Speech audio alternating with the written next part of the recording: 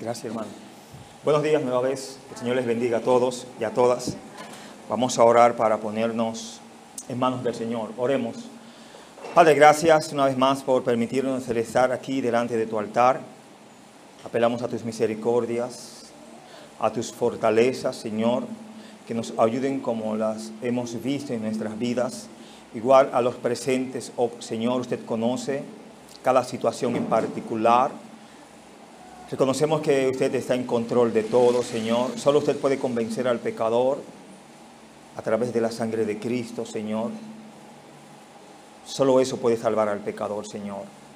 Aceptar que la sangre de Cristo tiene poder para levantarnos, para limpiarnos de toda iniquidad. Permite que en esta mañana gloriosa tu palabra, Señor, sea quien nos hable, quien nos permita vivir una vida consagrada a ti, Señor. Guárdenos de pecar contra usted. Si hay alguien más que ha puesto en su corazón estar aquí, que tu gracia, tu misericordia le permita llegar y que podamos, Señor, tener una mañana gloriosa a través de tu palabra, Señor. Ya hemos tenido los cánticos, Señor, que alegran nuestro corazón. Ahora alegre nuestra alma conforme a tu voluntad a través de tu santa palabra. Señor, te suplicamos, te lo pedimos. Solo usted puede obrar para bien en nuestras vidas, oh Padre. Señor, gracias. Todo esto te lo pido en el nombre de Jesús. Amén. Bien, hermanos, hemos estado compartiendo en este capítulo número 24 del Evangelio según San Mateo y hemos visto cuántas bendiciones nos trae este Evangelio glorioso a través de Mateo. Estuvimos una lectura, los versos 29 hasta terminar el capítulo. Y si usted se da cuenta y ha estudiado el capítulo en su tiempo libre, se da cuenta de que vemos aquí muchas transiciones. Vemos un momento de gran tribulación. Aquí en estos versos que vamos a ver vemos tribulación, que no es lo mismo, gran tribulación y tribulación. Veremos aquí cómo Dios nos advierte de que tenemos que estar alerta. No importa que el Señor haya dicho, pudiéramos decir, hace 2000 años que Él iba a venir y aún no ha llegado. ¿Qué es lo que usted y yo debemos de hacer? Esperar, ¿no? Confiar. Acatar ese compromiso. Estar preparados en sí para ese regreso glorioso. Quiero en esta mañana compartir con ustedes el tema, el regreso de Jesús. ¿Cree usted que está muy lejos el regreso de Jesús? Viendo los acontecimientos, viendo las señales, cómo el mundo va en su lid. Recuerde que en el tiempo de Noé, ¿cuántos años predicó Noé? 120 años, ¿no? Mucho tiempo. Le creyeron a Noé. Se salvaron muchas personas en el tiempo de Noé. Aún así, Dios abre una brecha para que el pecador se acerque a Él. No importa que usted y yo, por así decirlo, conozcamos al Señor y el Señor nos lleve a su presencia. Lo importante es que al llegar a su presencia estemos ¿qué? Sellados por el Espíritu Santo en alusión de que ya le hemos recibido. Que llegue después de 2000 años que nosotros hayamos aceptado, mejor todavía, ya usted está listo, preparado. Toma la idea. Dice la Escritura que Dios no tarda, sino que es paciente. ¿Qué es lo que el Señor quiere para con el humano, para con el hombre? Que se arrepienta. ¿No lo dice la Escritura? Pero Dios, habiendo hablado muchas veces a nuestros padres por los profetas, ¿qué ha hablado hoy en día? Por el Hijo. Ya el Hijo habló. ¿Y qué es lo que Cristo dijo a través de tantas enseñanzas que vemos allí? El primer mensaje del Señor fue: así que arrepentíos y convertíos, porque el reino de Dios se había ¿qué? Acercado. Cristo baja del reino y se acerca al hombre para que le conozca. Ahora es la responsabilidad del hombre hacer ¿qué? Conocerle y punto. El regreso de Jesús. Vamos a ver varios eventos y el primero aquí lo vemos en los versos 29 hasta el verso 31. Aquí vemos, viniendo después de la tribulación, Jesús hace su aparición. Varias reseñas que vemos en estos versos, tales como el sol se oscurecerá y la luna no dará su resplandor. Lo vemos en el verso 29, la parte final. Varios pasajes proféticos describen las alteraciones cósmicas que precederán y rodearán el glorioso regreso de Jesús. Si usted me acompaña en Joel capítulo 2, verso 10, vamos a ver si esto es real.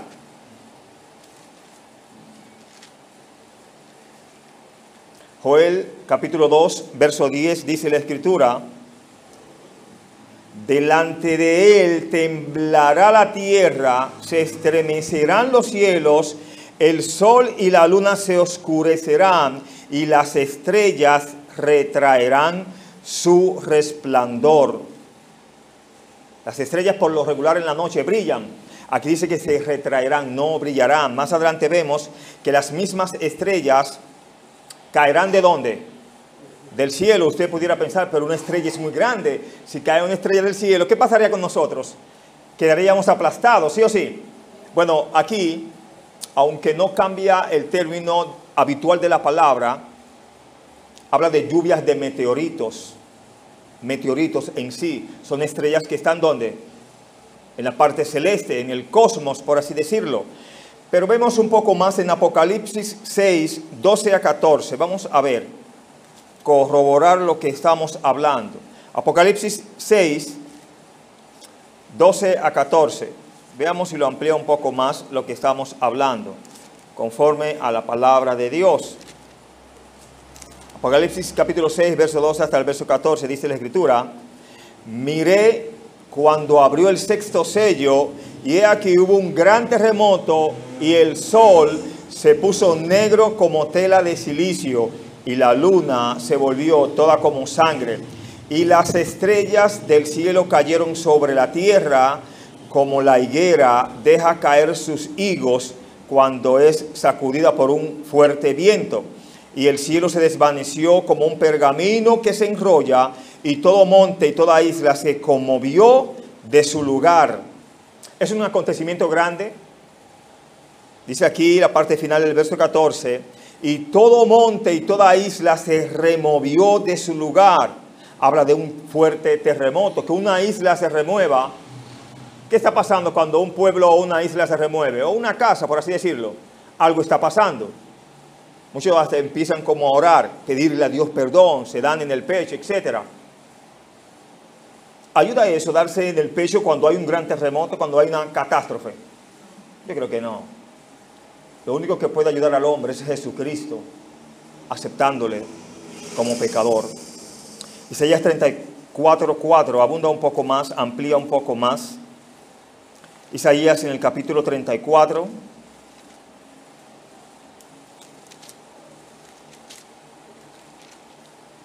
Verso 4, dice la Escritura: y todo el ejército de los cielos se disolverá, y se enrollarán los cielos como un libro, y caerá todo su ejército como se cae la hoja de la parra y como se cae la higuera. ¿No dice la Escritura que el cielo y la tierra pasarán?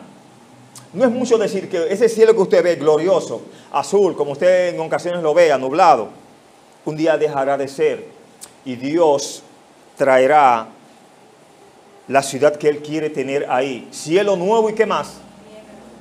Entonces, para que el cielo y la tierra pasen, ¿qué debe de acontecer? Bueno, la venida del Hijo del Hombre. Al quitar un cielo y una tierra, ¿qué Dios haría? No replantearía, o sea, no cambiaría lo que Él quiso. No puede Dios cambiar lo que Él quiere, en otras palabras. Claro que sí, nunca ignoremos, hermanos, que Dios es soberano y Él usa los medios que Él quiere para hacer su obra.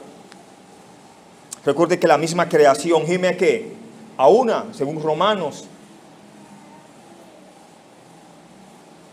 Aparecerá la señal del Hijo del Hombre. Vemos en el verso 30, parte A. Entonces aparecerá la señal del Hijo del Hombre en el cielo, y entonces lamentarán todas las tribus de la tierra.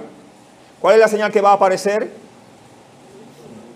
La del Hijo del Hombre. Muchos estudiosos se esfuerzan en querer buscar qué señal en sí puede ser esto.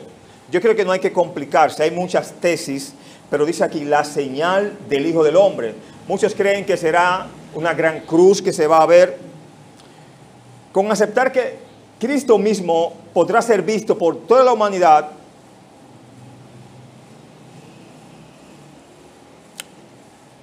podemos decir que esa señal basta. ¿Qué usted cree? Muchos creen que es difícil decir con exactitud cuál es esta señal. Parece preceder su regreso como se describe en Apocalipsis 19:11. Tal vez esta señal está de alguna forma relacionada con las increíbles alteraciones cósmicas que precederán al gran evento. Algunos, a la luz de la visión del emperador romano Constantino, pensaron que la señal del Hijo del Hombre sería una cruz en el cielo. Lo más probable es que sea simplemente una forma de describir el regreso físico y visible de Jesús a la tierra desde el cielo. Otros señalan, en cuanto al término señal, el término en el original es como semeión, trazado o extraído de la Septuaginta, para describir estándar o estandarte al que se refiere en el Antiguo Testamento como una señal para la reunión ¿de quién? Del pueblo de Dios. Dice acerca de este término, es la palabra regular para la llegada de un gobernador a su provincia o para la venida de un rey a sus súbditos. Regularmente describe una venida en autoridad y poder. ¿Quién es el que viene con autoridad y poder desde el cielo, hermanos? El Señor mismo se lo dijo a sus discípulos a través de los ángeles. Ese mismo, o anteriormente, ¿por qué estáis mirando hacia el cielo? Ese mismo que habéis visto que subir, descenderá. Dice la Escritura que descenderá con gran poder y ¿qué más? Gloria. Él vino en su momento como Salvador, pero en su segunda venida vendrá como Rey y Señor. La parte B dice, y verán al Hijo del Hombre viniendo sobre las nubes del cielo. De forma sencilla, dice el texto ahí, con gran poder y gran gloria. Algo hermoso, ¿no? Algo divino. Este es el cumplimiento del final indicado por la señal de la abominación desoladora. Como esto aún no ha sucedido, tampoco la abominación desoladora ha acontecido. Nuevamente, aquellos que afirman que todos o la mayoría de los eventos de Mateo 24 fueron cumplidos en la conquista romana de Jerusalén y Judea en el año 70 después de Cristo, están en una posición poco creíble. Hay muchas cosas que se van a cumplir en la venida del Señor. Entonces quiere decir que para que esas cosas se cumplan, tiene que pasar ¿qué? El advenimiento de Cristo, el rapto de la iglesia. Incluso algunos de los que creen que la mayoría de los eventos se cumplieron estarían ¿qué? Equivocados. Dice aquí, repito, algunos de los que creen que la mayoría de los eventos de Mateo 24 se cumplieron en la caída de Jerusalén entienden que esto es demasiado. De la exposición anterior parece que la venida del Hijo del Hombre no debe identificarse con el juicio de Jerusalén.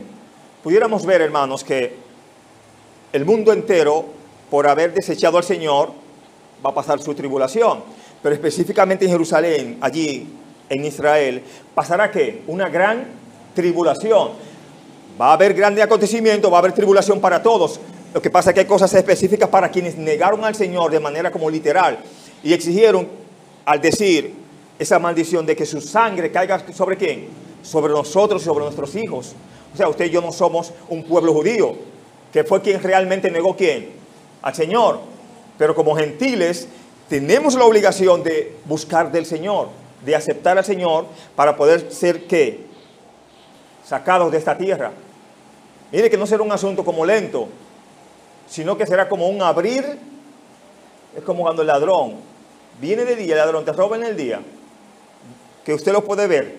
No, te roba en el momento en que tú no sabes. Nos llevará a la fuerza, en otras palabras. Los versos 32 hasta el verso 35 vemos aquí Jesús habla más sobre el tiempo escogido para estos eventos. Hay señales que el hombre, usted y yo podemos deducir. Si está nublado es porque probablemente va a llover. El Señor toma esos ejemplos tan sencillos, tan claros. ¿Cómo usted puede darse cuenta de algo tan fácil y lo del Señor no? De que su alma necesita un Salvador. Una enseñanza aquí de la higuera: aprended la parábola. Cuando ya su rama está tierna y brotan las hojas, sabemos que el verano está cerca. La higuera tiene un patrón regular. Cuando las hojas aparecen y luego sigue el verano, vemos y asumimos que ya el verano está ¿qué? Cerca. Cuando están tiernas las hojas. ¿Qué es la higuera como tal? Bueno, la higuera es un árbol frutal común en Israel, quizá difícil para nosotros. Es mencionada muchas veces en el Antiguo Testamento, especialmente como una descripción de la abundancia de la tierra. A veces los higos o las higueras también son usados como símbolos o imágenes en pasajes como Jeremías 24, 1 a 10 y Oseas 9, 10. Higos o higueras se utilizan como representación ¿de qué? Del pueblo de Dios. Cuando el Señor en un momento fue a sacar un árbol, era de higuera, sí o sí, en aquel momento, y quiso tomar del fruto, había frutos allí. ¿Estaba qué? Seco. ¿Maldijo o no maldijo el Señor ese árbol? Hermanos, así estaba Israel, seco de Dios. Tú y yo, lo que el Señor quiere es que nos llenemos cada día ¿de quién? Del Señor, que busquemos el hacer que su voluntad, y solo se puede hacer estando en vida aquí en la tierra. Después que perecemos, el cristiano después que perece, ¿puede servir al Señor? Para nada. El impío después que perece, ¿puede arrepentirse? Para nada. La parábola está ahí, el rico y Lázaro. Una vez, un poco más acerca de esto, dice: sin embargo, la mayoría de las referencias del Antiguo Testamento a la higuera la usan simplemente como un ejemplo de bendición agrícola. Parece que la referencia de Jesús aquí no trata tanto sobre el higuerismo, sobre este tipo de árbol o en su común denominación, sino de la forma en que la higuera sigue ciclos de crecimiento exactos relacionados con las estaciones. Esto es especialmente evidente cuando este pasaje es comparado con Lucas 21,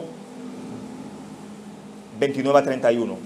Dice: mirad la higuera y todos los árboles cuando ya brotan, viéndolos sabéis vosotros mismos que el verano está ¿qué? Cerca. Así también vosotros, cuando veáis que suceden estas cosas, sabed que está cerca ¿qué? El reino de Dios.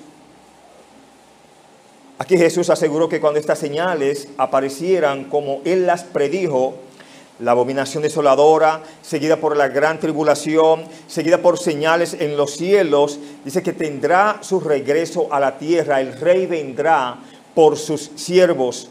Recordemos la enseñanza: cuando la higuera echa brotes, hay un resultado inevitable. El verano está cerca y el fruto viene. De la misma manera, cuando estas señales se vean, la venida de Jesús en gloria por su iglesia a este mundo será ¿qué? Inevitable, inminente, segura. No importa que no sea creído el Señor que Él no viene. Él viene a su pueblo. Créalo. Es un camino, hermano, que tú y yo debemos de creerlo. Primero, antes que la fe, por la palabra de Dios. Y por fe lo creemos también. O sea, lo dice la palabra de Dios. No es que sale de nuestros labios, sino que la palabra de Dios nos lo asegura. Y por eso lo decimos. De hecho, Daniel 12:11 habla allí del regreso glorioso de Jesús. Realmente es tal y como Daniel lo profetizó en el capítulo 12, verso 11. El final, ¿llegará o no llegará? Incluso después de ciertos eventos pasarán 1290 días, como lo dice él, después de la abominación desoladora, en alusión a 3 años y medio.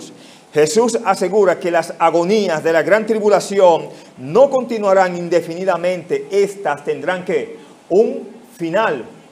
Recuerde que cuando surge aquel líder mundial, una sola moneda, el sello de la bestia tendrá su curso, habrá mucha pompa los primeros 3 años y medio, pero cuando crea el hombre que las cosas irán de bien en bien, se tornarán de mal en peor, lo dice la Escritura.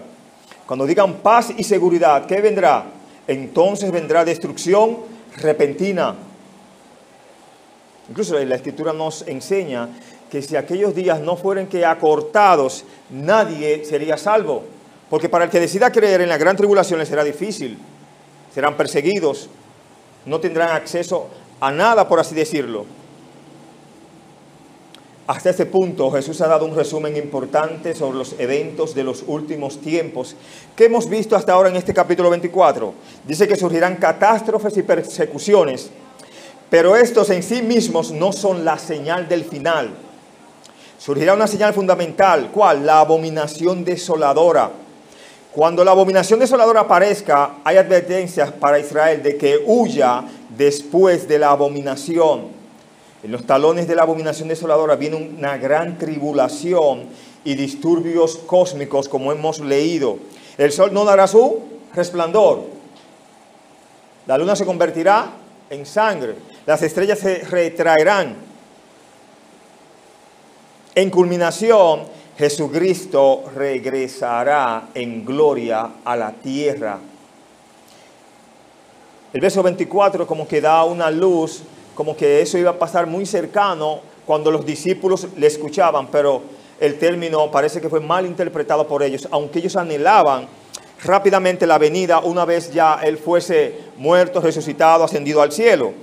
Si usted nota, dice, el cielo y la tierra pasarán, pero mis palabras no pasarán. Verso 35, por antes, el verso 34 nos dice, de cierto os digo que no pasará esta generación hasta que todo esto acontezca. Si Él les está hablando a ellos, a esa generación, pudo creerse que era a ellos y en ellos que iba a tener cumplimiento. Pero explicamos esto. Esta declaración de Jesús es una de las razones principales por la que muchos han dicho que se han cumplido todas o la mayoría de los eventos de este capítulo en el año 70, aproximadamente 40 años después de que Jesús pronunció estas palabras. Sin embargo, como se argumentó anteriormente, afirmar esto es alejarse demasiado de la interpretación más natural de la abominación desoladora, de la severidad de la gran tribulación, de las señales cósmicas y de la venida del Hijo del Hombre. Es mejor dejar que esos pasajes tengan su significado más natural y adaptar esta promesa a ese marco. La palabra generación, el Señor dice, no pasará esta generación. La generación a la que Jesús se refiere no puede ser la generación de los discípulos, de aquellos discípulos de aquel tiempo, siglo I pudiéramos decir, porque ellos nunca vieron a Jesús regresar en gloria como se describe en el verso 30. Es sin duda la generación que vea estas señales. Toma la idea. Estos eventos y el regreso de Jesús no serán en un lapso de 1000 años, sino que sucederán en serie. Desde el tiempo de Jesús hasta ahora, ¿usted cree que han cesado las guerras allí en Israel? Franja de Gaza, los árabes. Usted escuchó un tal, por así mencionarlo, personajes del siglo XX, un tal Yasser Arafat. ¿No lo han escuchado de ese señor? Presidente palestino allí, ¿no? Un tal Netanyahu, presidente de Israel. Y otros líderes de por ahí, de la actualidad, etcétera. Muchos líderes violentos, por así decirlo. Pero seguimos aquí. Se ha sugerido que la palabra generación también puede ser traducida como raza. Y es una promesa de que la raza judía no será extinguida y sobrevivirá hasta el final. Esta sería una promesa valiosa. Les pregunto, en el año 70, cuando pasa todas aquellas catástrofes, que el templo es destruido, recuerde que el Señor le había dicho a sus discípulos que este evangelio sería predicado en Samaria, en Judea y hasta lo último de la tierra. Los judíos, los apóstoles, de una forma u otra se habían negado a salir. Bueno, Dios crea una fuerte persecución por Nerón, el general Tito, todos aquellos emperadores de aquel entonces. ¿Y qué tuvieron que hacer los cristianos para salir de Jerusalén? Acatar esa orden, salir huyendo.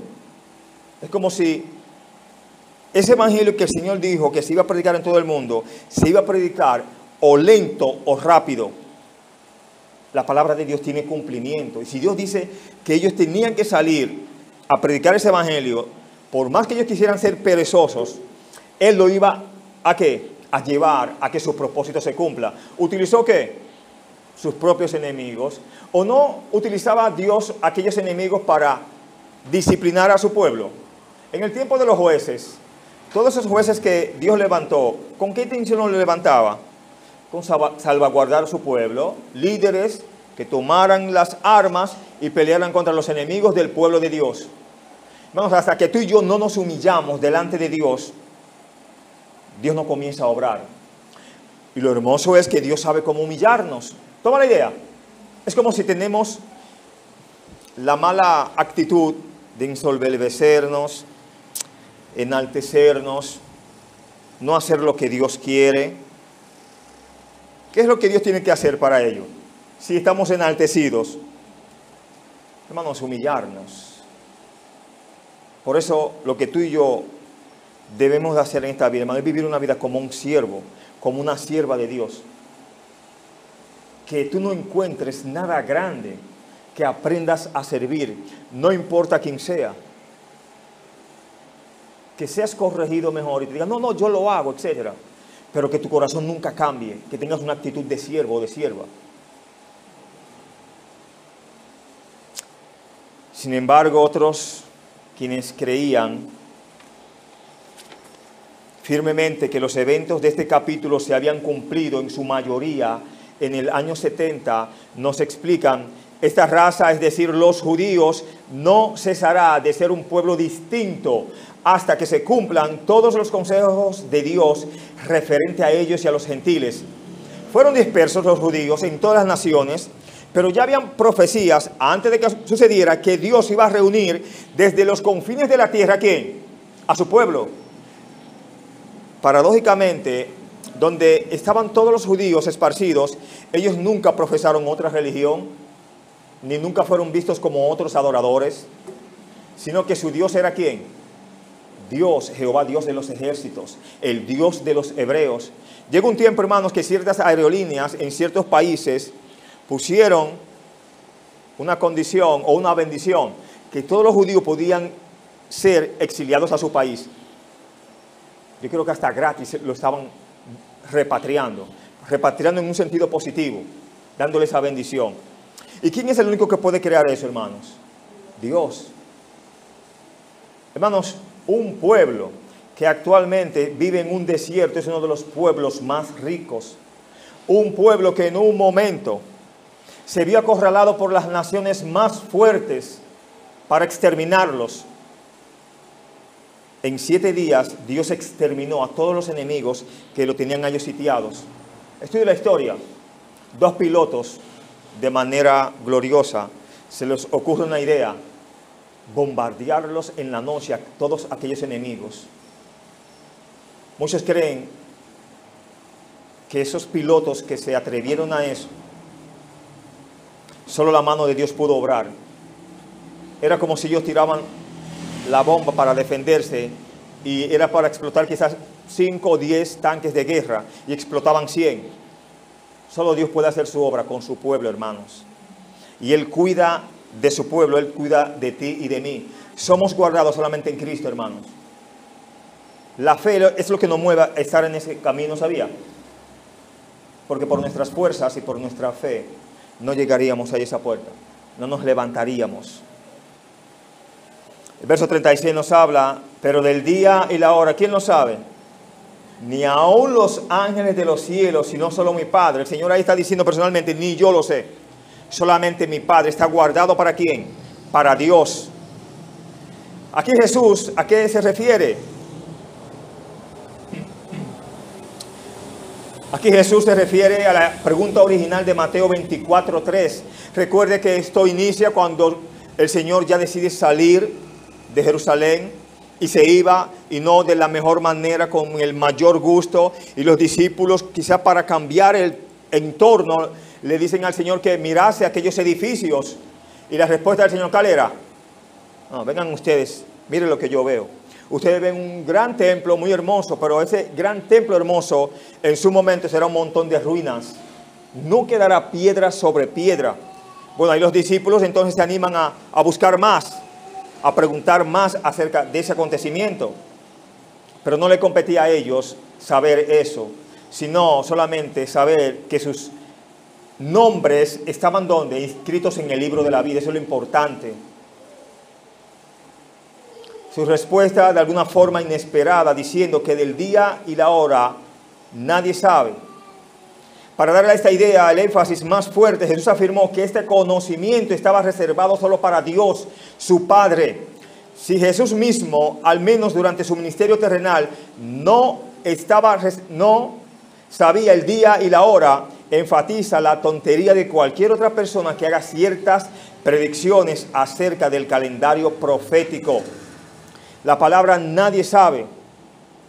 Basados en lo que nos ha dicho sobre la abominación desoladora, hubiéramos podido esperar que el día y la hora exacta pudieran ser conocidos. Después de todo, Daniel estableció el día de regreso de Jesús como exactamente 1290 días después de la abominación desoladora.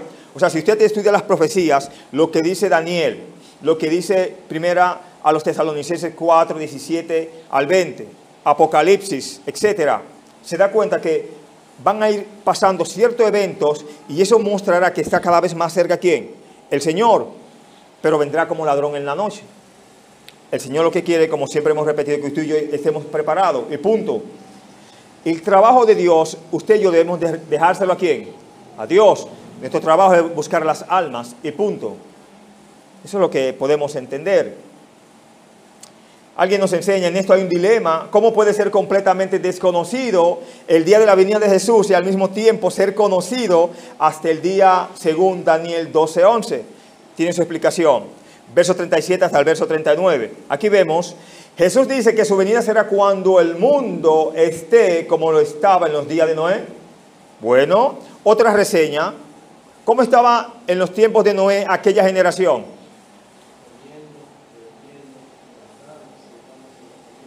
En su mundo. Llegó la hora y para ellos no les sorprendió. Estaban avisados. ¿Debía de sorprenderles eso? Creo que no. Mas como en los días de Noé, así será la venida del Hijo del Hombre. ¿Cómo estaban aquellos días? Bueno, alguien ya nos explicó un poco. Jesús explicó lo que quiso decir con los días de Noé. Se refiere a una venida o a una vida centrada alrededor de las cosas normales. ¿Qué son las cosas normales? Las personas comen, viven su vida, beben, se casan, se dan en casamiento. En otras palabras, la vida será como siempre, réproba tal vez, pero usual. No estarán haciendo lo correcto, pero estarán viviendo su vida. Ahora, ¿le gusta al que no tiene a Cristo que se le corrija? Todo el mundo entiende que con no hacerle daño a nadie se vive bien. Bueno, eso no es lo que me dice la palabra de Dios. La palabra de Dios me dice, así que arrepentidos y convertidos para que vengan de la presencia del Señor, ¿qué? Tiempos de refrigerio. La palabra me dice que para tú y yo estar inscrito en el libro de la vida, debemos ¿de qué? De arrepentirnos. La palabra de Dios me dice en Apocalipsis 20, y todo aquel que no ha fallado en el libro de la vida fue lanzado ¿dónde? Al lado de fuego. Eso es justicia. Usted podrá decir, sí, pero hay un Dios de amor. El mismo Dios que es amor, ese mismo Dios es un Dios justiciero. ¿Sabía eso? Y eso es justicia. Pagarle a cada cual como le toca, ¿no? Comiendo y bebiendo, casándose y dándose en casamiento. Algunos estudiosos cargan esto con significado siniestro. La palabra comiendo haciendo alusión a la gula, comiendo de una manera desordenada. debido al uso frecuente de bestias, aunque también en el sentido de comer de los hombres, casándose y dando en casamiento, aquí eufemísticamente señalando a las licencias sexuales de ambos lados. Esa parte de casándose y dándose en casamiento no necesariamente es la mujer con el hombre, sino cada quien eligiendo quien quiera y a su manera. La idea más bien parece ser que todas las cosas seguirán de manera casual, como si nada fuera a suceder. También debemos recordar que los días de Noé estuvieron marcados ¿por qué? Por violencia. Si usted estudia Noé en Génesis, en el capítulo 6, ve allí que los días eran ¿qué? La maldad de los hombres era poca, era mucho. Un capítulo más, no llega el diluvio, unos capítulos más. El hambre, o más bien, las catástrofes que pasaban allí, la maldad, a eso me refiero, era muy grande. Recuerde que hay una presencia demoníaca allí donde los hijos de Dios, en alusión a los ángeles, eligieron entre sí ¿a quiénes? A las mujeres. Una desobediencia como tal, y eso creó una situación terrible, una deformación en la genética humana. Gigantes que después, ¿qué hicieron esos gigantes? Apalearon el pueblo de Dios. En los tiempos de David, no peleó David con un gigante, en el tiempo de Saúl también había muchos gigantes, los anaseos y muchos otros más. Y entendieron la gente o la generación de Noé, eso, el mensaje de Noé. No lo entendieron, dice el verso 39, y no entendieron hasta que vino el diluvio y se los llevó ¿a quiénes? A todos. No prefirieron irse con el Señor, sino que el diluvio se los llevara ¿a quiénes? A todos. Y cuando dice a todos, habla de hombres y mujeres. Aquellos hombres y mujeres en los días de Noé fueron advertidos y finalmente llegó el juicio para aquellos que habían ignorado las advertencias. ¿Cómo llegó ese momento? Inesperado, repentino. No habían visto una lluvia, no habían visto de arriba hacia abajo llover. Era impensable. Bueno, ¿alguien ha visto la segunda venida de Cristo? No, pero será. Y repentina, cuando el mundo crea que no, será. Una nota nos enseña que la venida del Hijo del Hombre toma lugar en un tiempo desconocido. Solo puede ser verdad si en verdad la vida parece seguir como de costumbre, tal como en los días antes del diluvio. Usted ve avivamiento de personas arrepintiéndose domingo tras domingo, lunes tras lunes. La gente está en su mundo, viviendo su vida de manera que normal. Bueno, Dios de manera normal vendrá. Usted pudiera decir, la interrogante dice aquí también, en esto hay un dilema. ¿Cómo puede Jesús venir a un mundo como de costumbre y un mundo experimentando las peores calamidades vistas en la tierra? Hermanos, todo tiene una explicación en un término. ¿Qué es lo que ha deteriorado la raza humana y qué es lo que ha deteriorado la creación misma? El pecado, hermanos. ¿O usted cree que las cosas se arreglarán? Dice la Biblia que los días vendrán de mal en peor. Así que nos entregaremos unos a otros. En alusión a los asuntos de la iglesia. La apostasía aparecerá, el hombre de pecado aparecerá, el inicuo. No podemos esperar cosas buenas si el Señor mismo ha dicho que ha de destruir esta tierra. ¿Es por buena que la va a destruir? ¿Es porque está bien? Cuando usted nació y tenía conocimiento de causa de ver, pudiéramos decir, ciertos frutos que se daban en nuestro patio, se dan esos frutos como antes, ni se ven. Y a usted selló por igual. ¿Cuánto no le gustaba comer de una toronja, por así decirlo? De una china, ¿no? Y aunque no estuviera en tu patio, tú podías ir al mercado y conseguir de eso. Ni en el mercado. La misma tierra ha negado sus frutos. Los versos 40 hasta el verso 44, vemos aquí, Jesús advierte a sus discípulos que estén listos para una venida inesperada. Entonces estarán dos en el campo, el uno será tomado y el otro será dejado. Dos mujeres se estarán moliendo en un molino, la una será tomada y la otra será dejada. Velad pues, porque no sabéis a qué hora debe venir vuestro Señor. Pero sabed esto, que si el padre de familia supiese a qué hora el ladrón habría de venir, velaría y no dejaría minar su casa. Por tanto, también vosotros estad preparados, porque el Hijo del Hombre vendrá a la hora que no pensáis. Primero nos da un ejemplo que ya conocemos. ¿Nos damos cuenta cuando el ladrón nos visita? Claro que no, cuando nos roba. Usted se da cuenta cuando usted ve algo que falta, dice, oh, pero ahí falta algo que estaba. Ya se perdió. ¿Por qué es tan difícil entonces asimilar que nuestra alma necesita un Salvador para el pecador?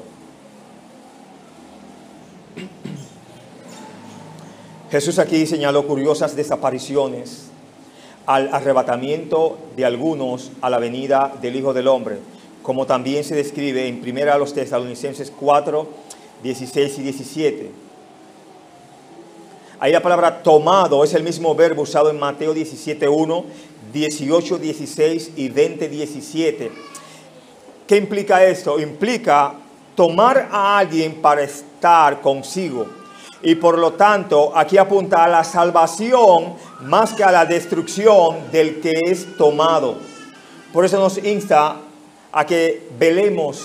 Dice, velad pues, porque sabemos la hora que ha de venir. No. Como el día y la hora de su venida no lo sabemos, los seguidores de Jesús, su iglesia, debemos ¿qué? Estar en guardia constante para aquella venida. Aquí está una vez más el dilema de la segunda venida. ¿Es a una hora inesperada o es positivamente predicha? ¿Qué usted dice? ¿Es a un mundo normal como siempre o a un mundo en cataclismo? ¿Es encontrarse con Él en el aire o es Él viniendo con los santos según Zacarías 14:5? Varias interrogantes. Veamos lo que nos dicen ciertos estudiosos. Un estudioso describe un aspecto de la dificultad aquí. Está en dos secciones que parecen contradecirse la una a la otra. La primera, si notamos los versos 32 al verso 35, parece indicar que como un hombre puede saber por las señales de la naturaleza cuando el verano se acerca, así puede saber por las señales del mundo la segunda venida se acerca. La segunda sección está en los versículos 36 a 41. Dice de manera bastante definitiva que nadie sabe el tiempo de la segunda venida. Ni los ángeles, ni siquiera Jesús mismo. ¿Solo quién? Dios. Sigamos. Y que vendrá a los hombres con la repentina tormenta de un cielo azul. Ok. El dilema es resuelto al ver que en realidad hay dos segundas venidas. ¿Pero de qué forma? Una es en el aire para la iglesia, comúnmente conocida como el rapto. La otra es al mundo, viniendo con la iglesia, comúnmente conocida como la segunda venida de Jesús. Las contradicciones en Mateo 24 y en la mayor parte del resto de la profecía son a menudo resueltas al ver que realmente hay referencias a dos regresos. O sea, son cosas que van a pasar de manera sucesiva. Usted la puede ver como dos, la puede ver como una. Lo importante es que el Señor ha de venir a buscar su iglesia. Toma la idea. El Señor hará lo mismo para los que no creyeron versus para los que creyeron. Claro que no. Menciona que primero seremos que arrebatados. Unos estarán, recuerde usted, según Apocalipsis 20, seremos juzgados unos en el tribunal de Cristo y otros serán juzgados, ¿dónde? En el gran trono blanco. ¿No dice allí vi a los muertos grandes y pequeños de pie ante Dios? ¿No lo dice allí eso? Sigamos aquí entonces. No debemos ignorar el énfasis, más bien debemos estar listos porque su venida por nosotros es sin advertencia. Jesús sigue con unas parábolas para remarcar el punto.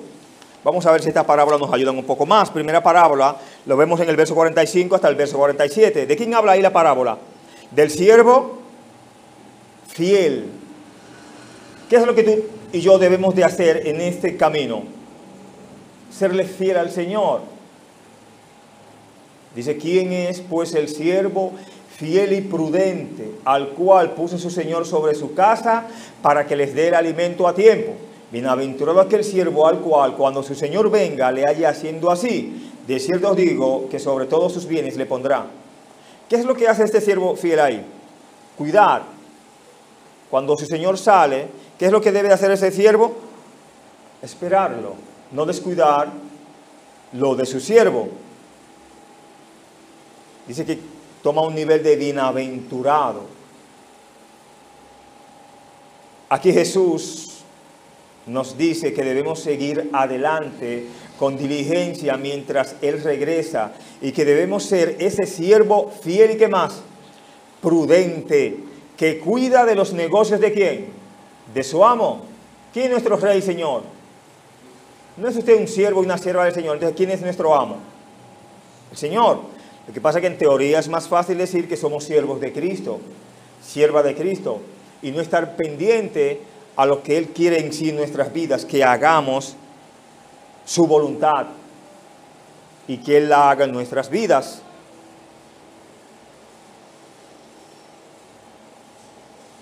De cierto os digo que sobre todos sus bienes le pondrá. Será bendecido, bienaventurado, si cuando el amo llega, encuentra al siervo haciendo ¿qué? Lo correcto. Jesús también prometió que seremos recompensados por nuestra diligencia. Los siervos sirven al amo, pero el amo sabe cómo cuidar y recompensar ¿a quién? A su siervo. Hermanos, no hay recompensas en los cielos. No nos manda el Señor que aquí el orín y la polilla corrompen, se corroe. Un terremoto puede tumbar esto, pero en los cielos ¿puede algo afectarnos? Para nada. Los versos 48 hasta el verso 51, ¿de quién habla ahí? Esa parábola. Del siervo malo. Dice, pero si aquel siervo malo dijera en su corazón, mi Señor tarda en venir, y comenzar a golpear a sus siervos, y aún a comer y a beber con los borrachos, vendrá el Señor de aquel siervo el día que éste no espera y a la hora que no sabe, y lo castigará duramente y pondrá su parte con los hipócritas. Allí será el lloro y el crujir de dientes. ¿Con quién el siervo malo se juntaría al desconfiar de la llegada de su Señor? Dice, y comenzar a golpear sus consiervos, y aún a comer y a beber con los borrachos. Esto nos da aquí una enseñanza que muchos dicen, no, el Señor bebió y comió, el alcohol no hace daño.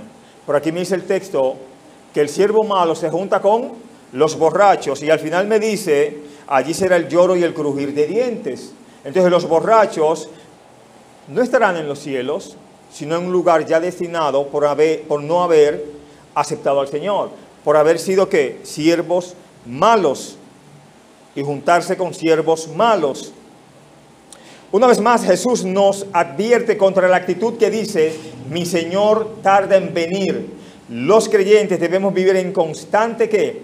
Anticipación del regreso de Jesús, y eso significa estar involucrados en sus negocios ahora. Debemos de tener una vida como si Jesús viniera hoy, sirviéndole, adorándole, estando en los negocios de Dios. ¿A quién es que le conviene? ¿A Dios o a nosotros el estar en su presencia?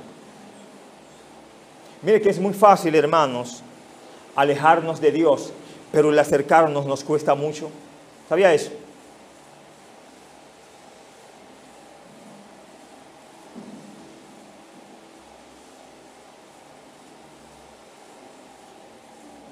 La mentira más peligrosa, hermanos, sabía que no es que no hay Dios. Repito, la mentira más peligrosa es que no hay Dios. Esa no es la mentira más peligrosa, o que no haya infierno. ¿Por qué no es la más peligrosa? Porque todo el mundo sabe que hay Dios y todo el mundo sabe que hay infierno. Le voy a dar la mentira más peligrosa que el maligno infunde en las personas. Es que no hay prisa, hay tiempo para buscar a Dios. Estoy muy joven ahora, estoy ocupado ahora. Estoy muy atado ahora. Debo de dejar aquello para comenzar a buscar del Señor. Yo creo personalmente que nadie que esté atado logra desatarse de su mal y busca al Señor. Solo el Señor puede desatar al que está mal y así ayudarlo. Por nuestra fuerza es imposible, hermanos, hacer cual o tal cosa. Toma la idea. La persona que está atada debe de reconocer de que solo Cristo puede librar su alma. No nos manda el Señor a que lleguemos todas nuestras cargas a Él. Y Él es el único que la puede quitar. Tú y yo no podemos quitarnos ninguna carga. ¿Sabía eso? Ni en el caso de los creyentes. Solo el Señor puede ayudar a quien reconoce que está mal delante de Él. Vivir una vida a espaldas a Dios es estar mal con Dios, ¿sí o sí? Claro que sí. No es algo pequeño decir, Jesús no vendrá hoy o por muchos años. Lo que realmente debemos y necesitamos es estar listos para el inminente regreso de Jesucristo.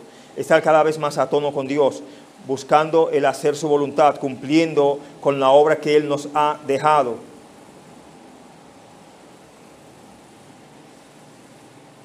Anoche, viendo un momento difícil que pasa una familia, en su momento les hablaré de ello. Oren por la persona.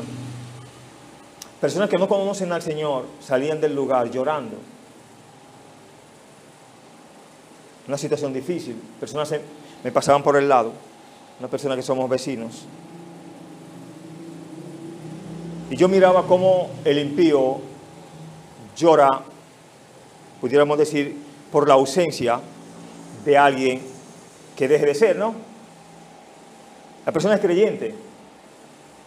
Lo paradójico es que el impío llora por esa alma que está ya en presencia del Señor. Para mí ya lo está. Dios nos ha mostrado y nos ha llevado hasta tener la resignación porque es una persona que le estimo mucho. Pero no debiera el impío, el que no conoce al Señor, estar preparado para cuando le llegue ese momento. El impío cree que falta mucho tiempo y que puede hacer muchas cosas y que ahora estoy ocupado, ahora yo no puedo. Y así llega la muerte a nuestras vidas, hermanos. Siendo creyentes y no siendo creyentes, nos sorprende. Dios me ha permitido compartir con esta persona, con su madre por igual, y veo la paz y la tranquilidad que ellos tienen. A veces usted va a hablar con una persona y Dios pone que esa persona hable con usted. Y esa persona que está en su momento difícil le da aliento a usted, porque usted ve la paz y la fe que Dios le ha permitido tener para un momento tan difícil. Cuando una persona te dice, yo me sujeto a la voluntad de Dios, si quiere hacer esto, amén, y si quiere hacer su voluntad, amén. Y eso es lo que nos resta a ti y a mí, hermano, siempre aferrarnos a lo que Dios quiere en nuestras vidas. Quiero terminar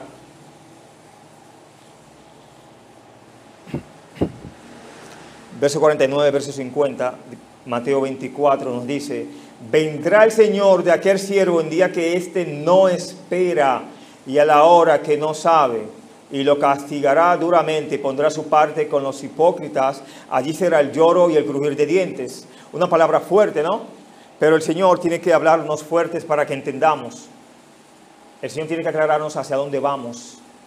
El que sirve al Señor sabe que su moral estará en los cielos.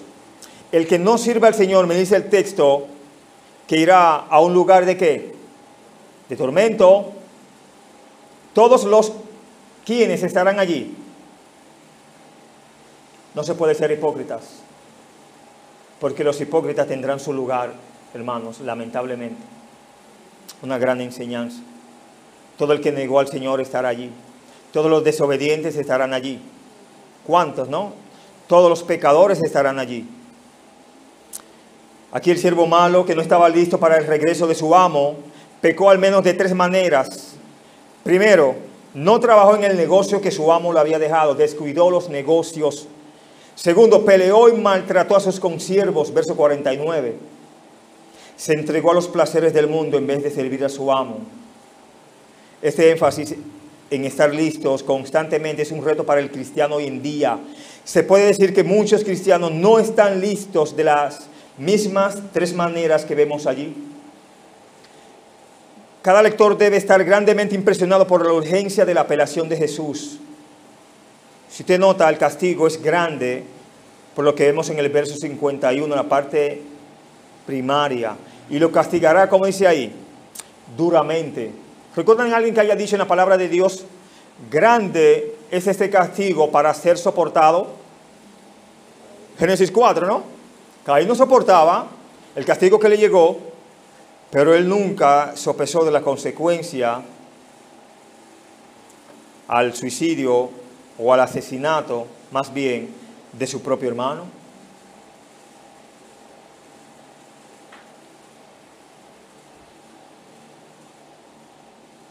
Lo castigará duramente y pondrá su parte con los hipócritas. El siervo bien y prudente fue recompensado en los versos 45 a 47. No hay un siervo fiel ahí.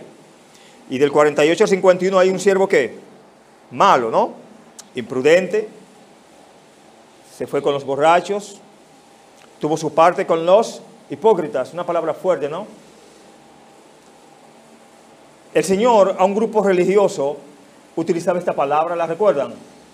A los fariseos, decía hipócritas.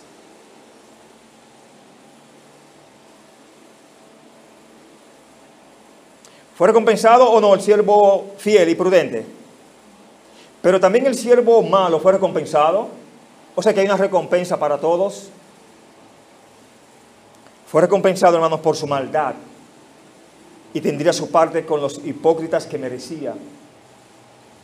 Y al final vemos que el lugar donde fue llevado fue un lugar donde era un lugar de lamento. Dice, lloro y crujir de dientes. Que Dios nos ayude, hermanos, a pensar como el siervo fiel. Usted pudiera decir, hay que pagar un precio. El Señor pagó el mayor de los precios y lo hizo con amor. Para estar en este camino, si usted no decide llevar su cruz, le invito a que lo sopese mejor y decida llevar la cruz. La palabra nos enseña que es necesario que pasemos por múltiples tribulaciones. Y estas tribulaciones son y están en el mundo entero.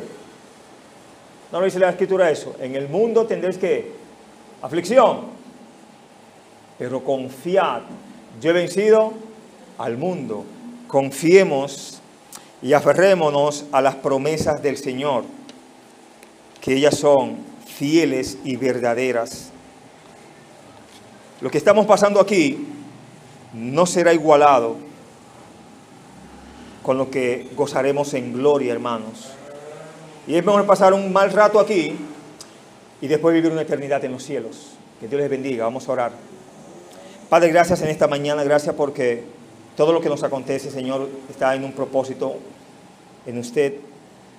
Una vez más, nos volvemos a usted. Nos arrepentimos de tantas maldades, Señor, que nos arropan, que nos hacen ser inicuos, nos hacen estar de forma vil. Guárdanos de pecar contra usted, guarde nuestra lengua, Señor. Ayúdenos a amar a nuestros hermanos, ayúdanos a buscar las almas perdidas, Señor. Ayúdanos a predicar este evangelio de paz, de amor, Señor. Ese evangelio de gracia, Señor. Bendiga a su iglesia. Usted conoce las diferentes necesidades de todos, solo usted las puede suplir. En sus manos estamos, Señor.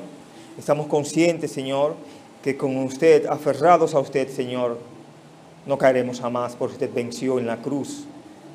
Bendiga a los moradores de este lugar, que puedan entender que solamente en Cristo está la salvación. Gracias por lo que hemos podido ver, gracias por lo que han escuchado a tiempo completo, a tiempo medio, tu palabra. Que usted les haga entender de que usted quiere un pueblo santo, Señor. Usted quiere un pueblo que le adore. Usted quiere que el pecador venga a usted, Señor. Y esto solo puede hacerse a través de la sangre de Cristo. Gracias por este servicio, Señor. Nos humillamos delante de usted y reconocemos Que toda la gloria y toda la honra es suya, Señor, para gloria de tu nombre en Cristo Jesús. Que Dios les bendiga mucho, hermanos.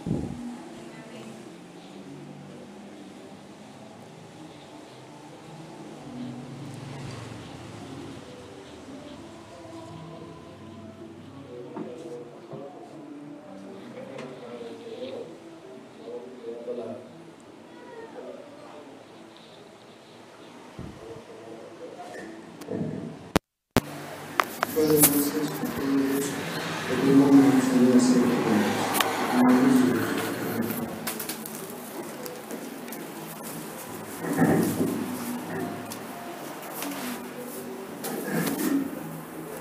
Oh